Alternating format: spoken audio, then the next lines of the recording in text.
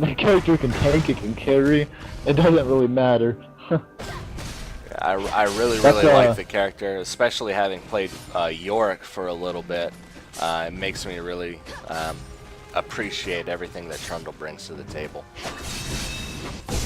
Oh yeah, that's by far my favorite jungling hero. I actually prefer to jungle Nunu, but that's because I'm a bad jungler, and I need 2 smites.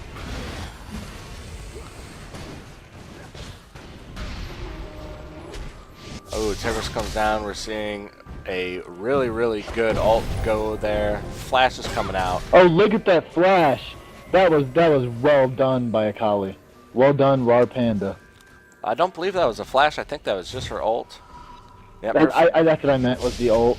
Sorry. Oh yeah. Annie knows she's been juked. Threw up the cloud and shadow danced the creep and got away from Tibbers and away from Annie. And then right into Soraka's heel, so that was definitely good. Yeah, and I believe Annie blew her flash as well. So you know, that's just win-win all the way around there.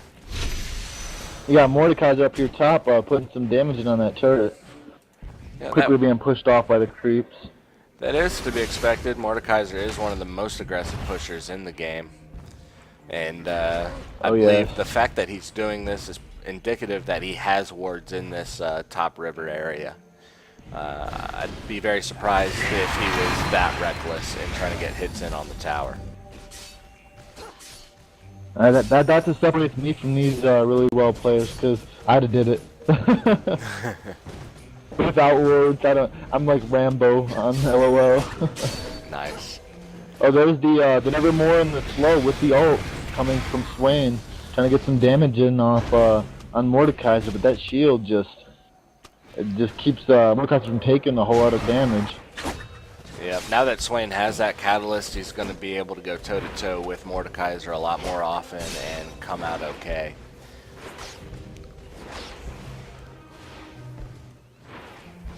Mid lane getting pushed up, and let's take a look at the creep scores. Vayne out farming Ashe by over double. Oh wow, Vayne's creep kills are just amazing. Yep, you know what? Not only did I miss the gank and the kill, I went down to the wrong lane. Actually, the DVD software that I have here popped up randomly and minimized my replay here, so I missed it completely. Oh, unfortunate.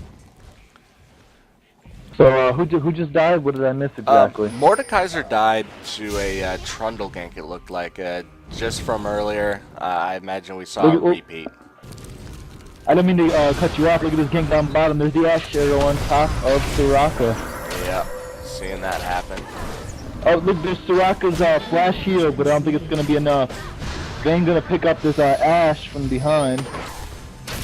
Soraka definitely getting away. Janna taking some hurt there. She got pinned. And oh yeah, Janna's done. Bit. So 2 for 0. They almost got Soraka, but it's really hard to put that hero down when it can just heal itself and silence you. Yep. And we're seeing the mid tower take a bit of damage, but Trundle's coming up. He's going to put a stop to that. Throws down that move quick there. And then the slow. I think Annie's still going to get away from this. I don't think Swain can get down there in time. And yep, Mordekaiser comes down. Walks right into the stun. Mordekaiser's going down. He's done. Well done by Swain. Really good Nevermore there. Yep. Ooh, nice flash by Annie. Oh, and the flash by Rar Panda. Not letting Annie get away so easily. That molten armor just makes it so hard to put Annie down. Yeah, with Annie's recent buffs, I've started playing her a lot more. I actually moved her up on my mental tier list above Rise. I stopped really playing a whole lot of Rise when they changed that hero to a mana hero. I didn't really like that. I really enjoy the new Rise, but Annie just has a lot of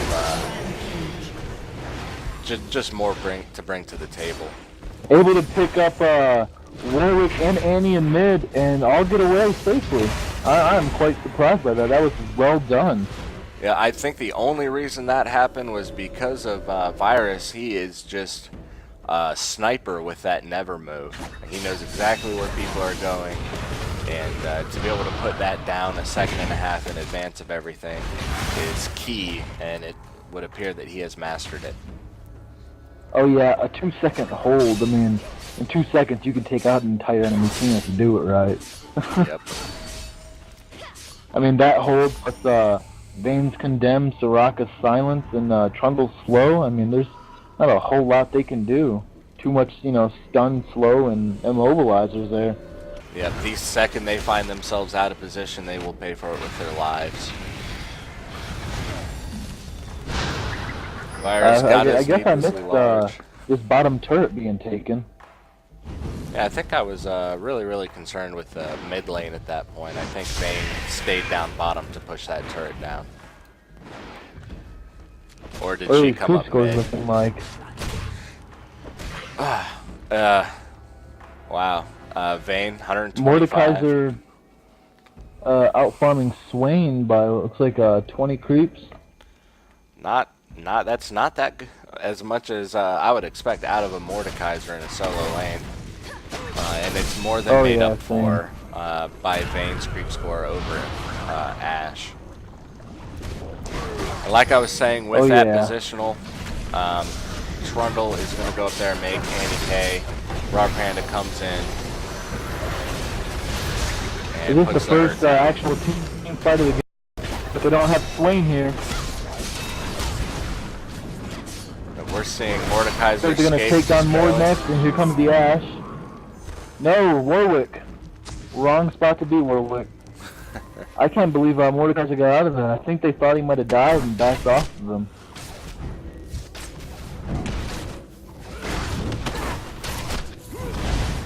Well, and we're going to see that blue go back to Trundle, and he's going to be on his merry way.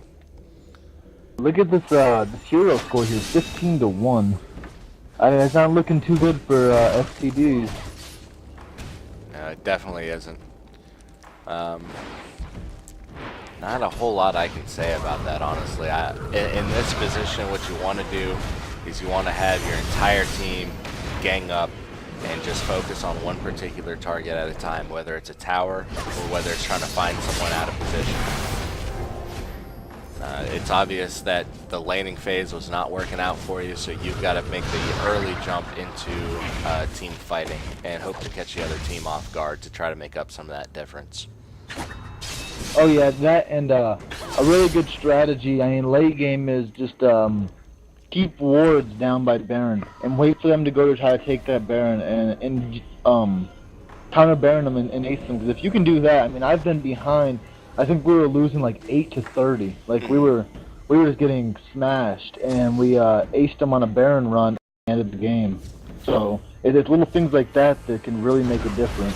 We see Soraka taking some pretty serious risks there to get rid of that ward that was just placed. I can't believe she got away from the Mordekaiser and the Annie there, but she makes a clean break of it. With Swain right there, I think she'd have lived regardless, to be honest. Yeah, you're probably right. Well, actually, I don't know. She has some relatively low health. I mean, that's pretty much a nuke combo from Annie. Yeah. We're seeing Mordekaiser in the 22-minute mark still doesn't have his force of nature. He needs to get that creep going. He needs to start getting at least some assists in. Yeah, definitely. Annie bringing the creeps back here, only behind Raw Panda now by 3, which is actually quite well. Yeah, we're seeing an Ashe arrow miss. We're seeing a Mordalt go off to no avail. Trunk taking some damage. And it's just a little bit of a back and forth here. They see the never move go down, and they're going to back off and pick a fight where they know they can handle the business, so to speak.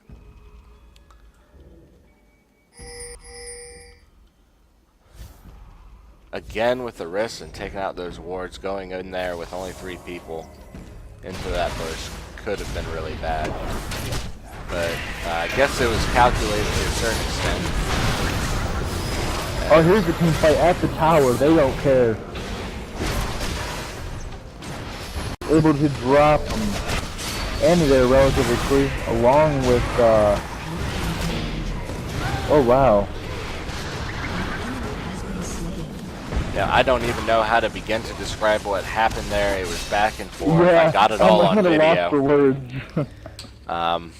That was what, a 4 for 0. And I will say this, the Janna ult there was pretty clutch, but against a team as farmed and as fed as this, it didn't really help a whole lot. It was great timing, great execution. Unfortunately, the backup there just didn't exist.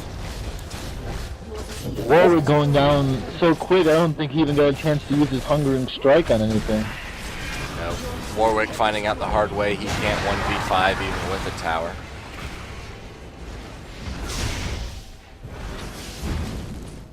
And we just saw that middle tower and inhibitor go down. That will give almost complete map dominance to Team Topline. And they're going to take advantage of it right now. They're taking the buffs. They're picking up jungle creeps. And I wouldn't be surprised to see them Baron shortly. I'm guessing they already have Dragon? Definitely. The team Topline has been in control of Dragon this entire game. They have, they just called the time for red buff to come back, so I guess they really want to keep that red buff away from that Warwick, or that Ashe. Yep. Yep, and they are getting ready to get Baron here. They send the Oracle in to try to figure things out, make sure there's no wards there. Really, really ballsy play here by Blobus as Soraka. He's running around. He's pretty extended. Not something I would recommend, but at this point, even if he does get caught off guard, making it 20-2, not too much of a risk. Yeah, but you really don't want the Oracle to get on the drain and just another 400 gold.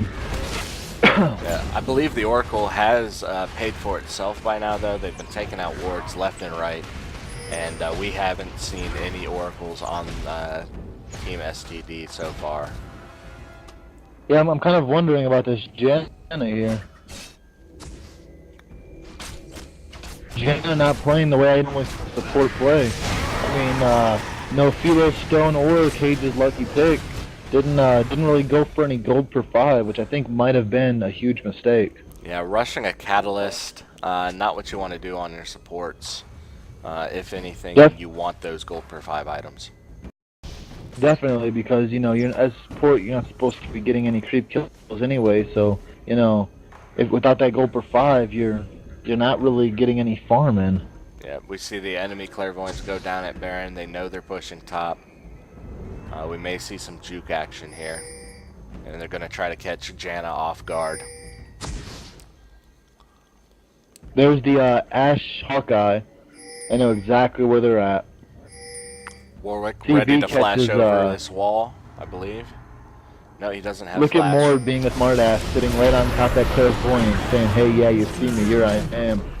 Able to catch Vayne off guard, saying Vayne made a mistake walking away from the team. It's now a 6v4 with that Vayne image by Mordekaiser. Yep, and there is no better person on this team to get that ghost off on. Oh, definitely. Well done by Mordekaiser. This could definitely change the tides of this game. I mean, they could easily pick up this middle tower, having more output. I mean, with Tibbers as well, I guess you could say it's a 7v4. Soraka goes down immediately, but so does Annie. We're probably going to see Ashe fall here. Yep. And Janna is the next to go. Warwick not getting away. That is an ace. That is a 5 for 2. And we're going to see them go for a split push, it looks like, perhaps. And try to get one, if not both, of these inner turrets.